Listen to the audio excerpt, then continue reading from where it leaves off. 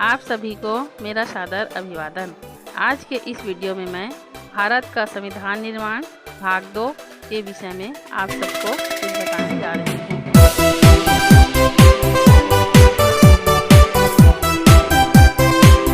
आइए हम भारत के संविधान के निर्माण को जानने से पहले कुछ ऐतिहासिक संदर्भ के विषय में जानते हैं। भारत के संविधान की मूल भावना है कानून आधारित शासन, जिसका अर्थ होता है भारत का संविधान कानून के हिसाब से चलेगा, किसी व्यक्ति विशेष की मनमर्जी से नहीं चलेगा। भारत के लिए अंग्रेजी सरकार के द्वारा कानून आधारित अधिनियम 1772-73 में ब्रिटेन की संसद द्वारा बनाया गया। इस अधिनियम को रेगुलेटिंग एक्ट का नाम दिया गया। इस रेगुलेटिंग एक्ट नियम में दो बातों पर विशेष बल दिया गया। पहला, ईस्ट इंडिया कंपनी भारत पर शासन कैसे करेगी। दूसरा, ब्रिटिश संसद के प्रति कंपनी कैसे उत्तरदायी होगी। आइए अब हम जानते हैं कि ईस्ट इंडिया कंपनी है क्या। ईस्ट इंडिया कंपनी वही कंपनी है जो भारत में व्यापार करने के उद्देश्य से आई थी, लेकिन यहाँ की परिस्थितियों को ध्यान में रखते हुए अपना साम्राज्य स्थापित कर लिया था। यह कंपनी ब्रिटिश सरकार की अधीन कंपनी थी। बाद में ब्रिटिश सरकार ने भारत पर इस कंपनी के शासन को हटाकर स्वयं भारत में शासन की बागडोर ले ली थी। यह कंपनी वह कंपनी है जब भारत में रानी लक्ष्मीबाई के नेतृत्व में सन 1857 में क्रांति हुई थी, तो इसी ब्रिटिश कंपनी के नियमों के विरोध में क्रांति हुई थी। 1857 के बाद 1885 में से अनेक स्वतंत्रता संग्राम भारत में प्रारंभ होने शुरू हो गए। जितने भी स्वतंत्रता आंदोलन हुए, उसमें ब्रिटिश सरकार से यह मांग की जाने लगी कि शासन में भारतीयों की भूमिका बढ़ाई जाए। इसके परिणाम स्वरूप प्रशासन में भारतीयों की भूमिका लगातार बढ़ती गई और 19वीं सदी के अंत में भारतीयों को सीमित रूप में प्रतिनिधि चुनने का अधिकार मिला। लेकिन अंतिम शक्ति व अधिकार अंग्रेज अधिकारियों के हाथों में ही रही। वहाँ के प्रांतीय गवर्नर और वायसराय सर्वेसर्वा होते थे। 1914 से 1918 के बीच प्रथम विश्व युद्ध हुआ। इस युद्ध की समाप्ति के बाद विश्व भर में लोकतांत्रिक सरकार की मांग उठने लगी। ऐसी सरकार जो जनता के द्वारा चुनी हुई सरकार हो। भारत भी इससे अछूता नहीं रहा।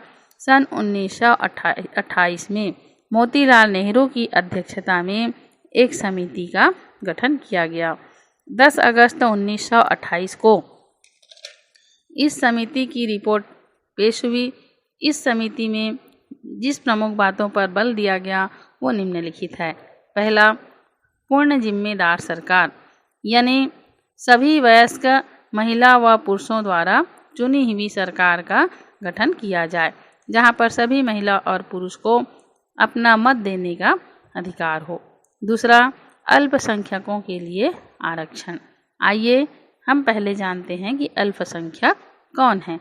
अल्पसंख्यक वर्ग ऐसे वर्ग होते हैं जिनकी संख्या किसी राज्य में कम होती है। जैसे भारत में हिंदू को छोड़कर बाकी धर्म, मुसलमान, ईसाई, सिख, बौद्ध, ये सब अल्पसंख्यक वर्ग हैं। यहीं यदि कोई मुस्लिम बाहुल्य या क्रिश्चियन देश है, तो वहाँ पर हम देखते हैं कि वहाँ रहने वाले जो हिंदू हैं वो अल्पसंख्यक वर्ग में आएंगे। तीसरा है नागरिक अधिकार। इस कमिटी में नागरिकों को कुछ विशेष अधिकार देने की बात कही गई। इन अधिकारों में विचार अभिव्यक्ति की स्वतंत्रता, हर कोई व्यक्ति अपना विचार अभिव्यक्त कर सकता है। धार्मिक स्वतंत्रता, सब कोई को अपने धर्म के हिसाब से पूजा पाठ करने की स्वतंत्रता होनी चाहिए। पंथ संघ बनाने का अधिकार होना चाहिए। किसी भी व्यक्ति को सम्मेलन व सभा करने का अधिकार मिलना चाहिए। ये सब नागरिक अधिकार की श्रेणी में आते हैं। चौथा, भाषा के आधार पर प्रदेशों का पुनर्गठन। भारत विभिन्न भाषाओं वाला देश है। इस कारण क्षेत्र विशेष में जो भाषा बोली जाती है उस भाषा के आधार पर प्रदेश का पुनर्गठन होना चाहिए।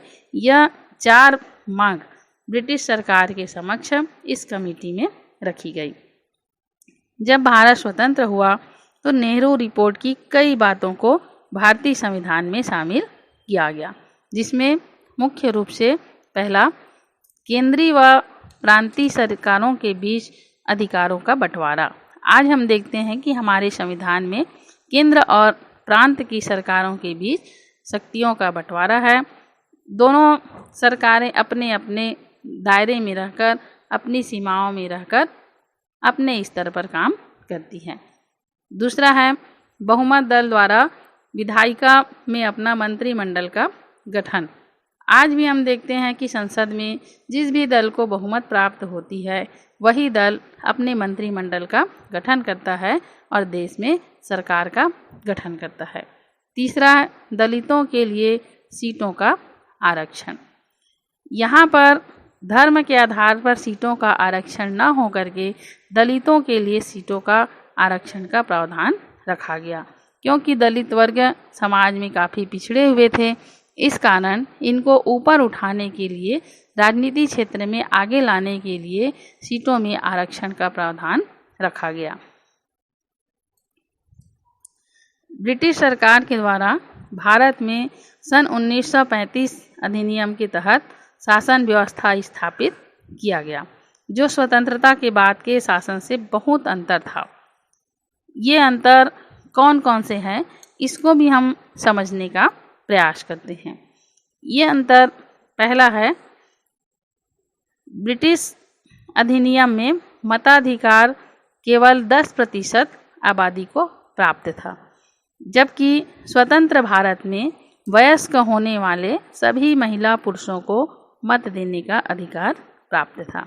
यह वयस्कता की आयु पहले 21 वर्ष थी, बाद में फिर इसको हटा करके 18 कर दिया गया है। दूसरा, धर्म के आधार पर कुछ सीटों को आरक्षित किया गया था ब्रिटिश 1935 के अधिनियम में, जहां केवल उसी धर्म के लोग ही वोट डाल सकते थे और चुनाव लड़ सकते थे। जैसे मुसलमान सीट है तो मुस्लिम ही वोट डाल सकता था, हिंदू सीट है तो हिंदू ही वोट डाल सकता था।